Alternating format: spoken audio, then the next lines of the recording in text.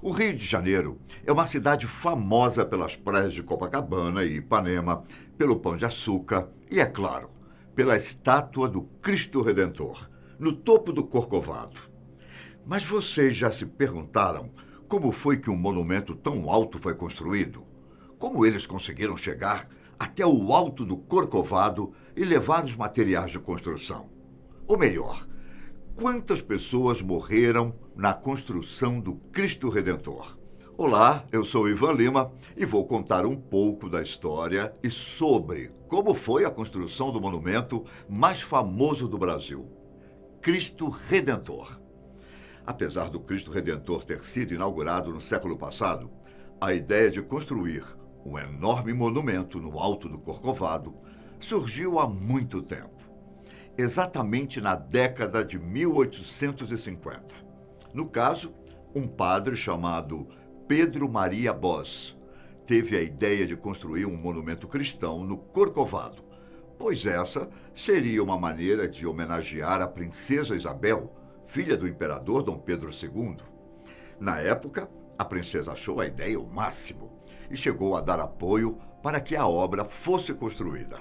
A proposta inicial era fazer uma estátua que chamaria a Redentora.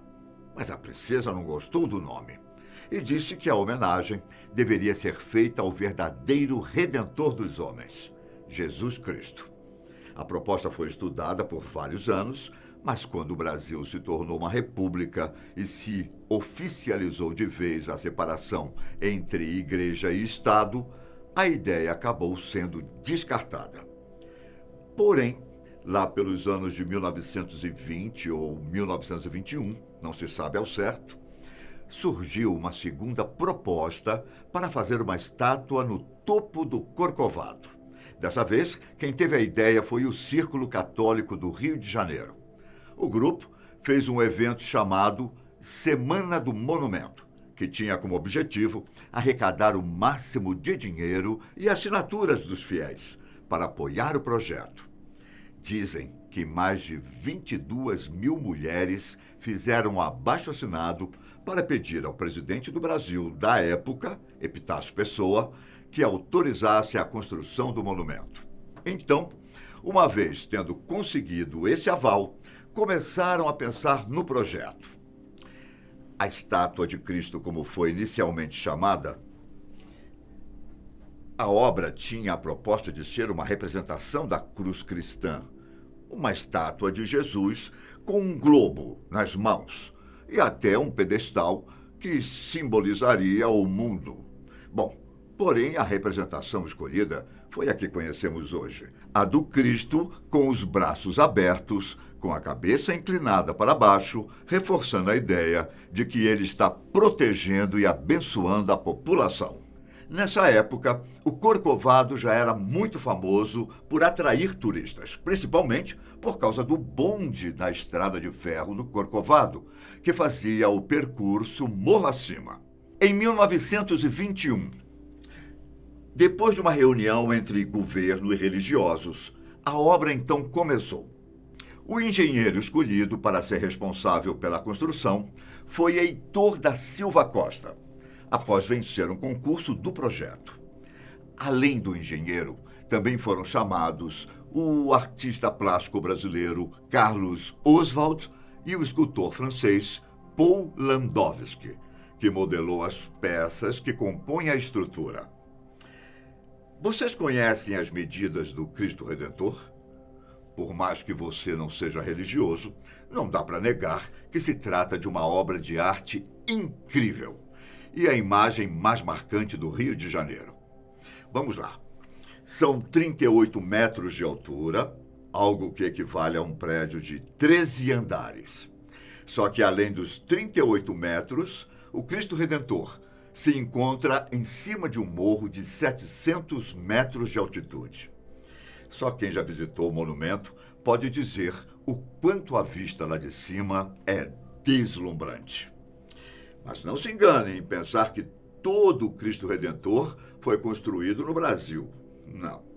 Na verdade, as partes mais detalhadas vieram da França para serem montadas aqui no Brasil. Paul Landowski esculpiu moldes de gesso e enviou para o Rio de Janeiro.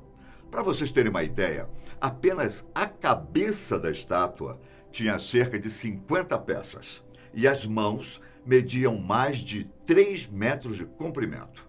Provavelmente, essas peças vieram de navio, o meio de transporte mais viável da época. O engenheiro Heitor da Silva Costa planejou a estátua com 4 pilares e 12 andares de concreto armado. Tirando as mãos, o resto da estátua é oca, o que permite andar pelas escadas que ficam dentro do monumento. Alguns detalhes muitas pessoas nunca perceberam. É que existe um pequeno coração esculpido no 8º andar e a cabeça e braços são equipados com para-raios. Durante a construção, era óbvio que os desafios seriam grandes, claro. Além do lugar ser de difícil acesso, não existiam tantas tecnologias quanto hoje e não era nada fácil subir com tantos materiais de construção morro acima. Os operários sofreram com o calor intenso do verão, além de tempestades e até raios.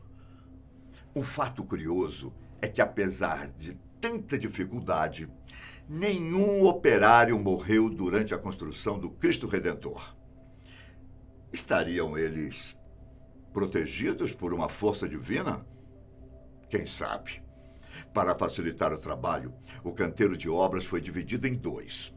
Um ficava no topo, onde se concentravam os depósitos, os andaimes, uma grua, um elevador de carga, uma betoneira e uma área para dosar os materiais. A segunda parte ficava em um local mais baixo, com um barracão de corte, dobra e solda, um depósito para materiais e uma área de convivência dos operários, com banheiros e dormitórios.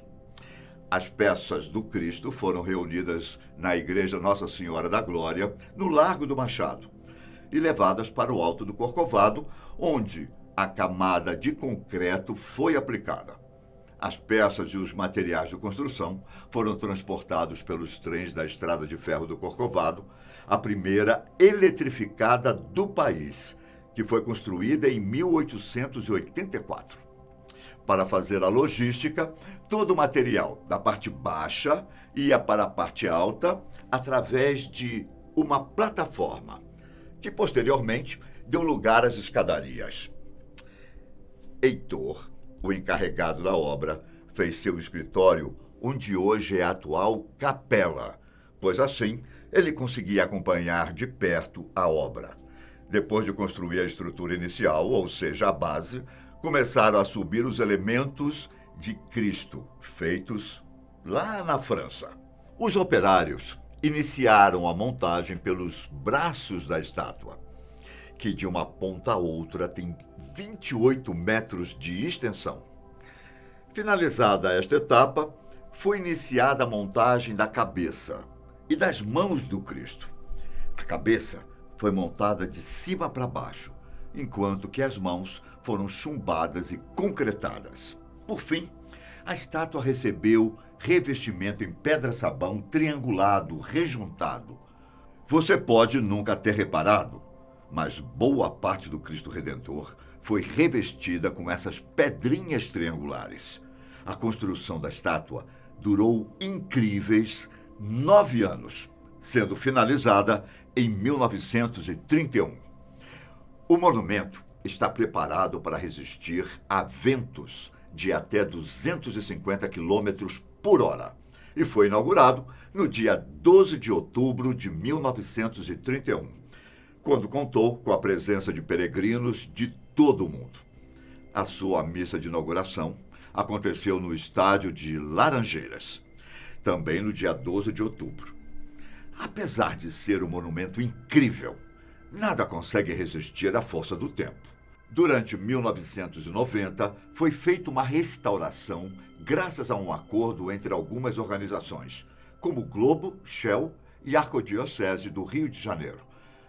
No ano de 2003, foram instaladas um conjunto de escadas rolantes, passarelas e elevadores para facilitar o acesso. Já em 2010, o Cristo Redentor passou por uma restauração onde o monumento foi lavado e a argamassa e a pedra-sabão que cobrem a estátua foram substituídos.